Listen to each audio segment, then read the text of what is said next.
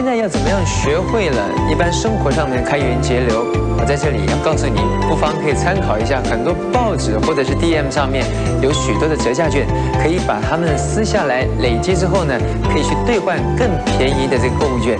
不过呢，现在常常也会发现到有一些折价券，他们都是在报纸的角边或者是中间，要撕呢撕起来有点不太容易。在这里我就要送给您一个小小的叮咛，您可以把家里面的保鲜膜盒子呢不要放弃，这个空盒子其实还有其他的用途，你可以把它放在报纸上面，或者是把它放在折角的地方，只要轻轻一按，很完整的把它撕下来，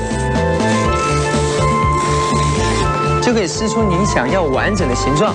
这样子，下次去兑换的时候，那一些小姐就再也不会给你白眼看喽。阿红的叮咛，方便送给您。当爸爸的感觉，很高兴。但是我跟我老婆讲说要上阿红的节目，她说你没关系，你上去。为什么？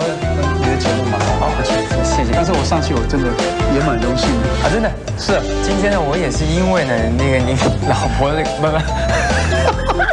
我最高兴的就是因为呢，当了爸爸之后的感觉完全不同，而且呢，我想在这段时间我们也很少呢再看到呢这个陈奕迅出现在这个荧光幕前，大家看一看这个呢，在阔别之后，虽然经过了这个一番这个雷雨交加，就这样直接烤呢？对，最好是能不要用瓦斯，因为我们这个都是用木炭啊，对，就直接烤。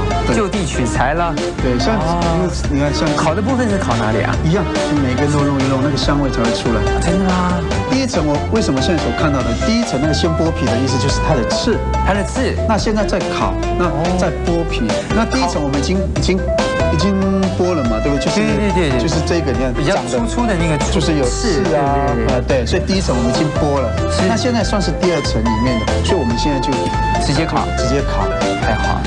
可能要经过一段3至4分钟的时间，因为我们要整个后面也要需要弄。是。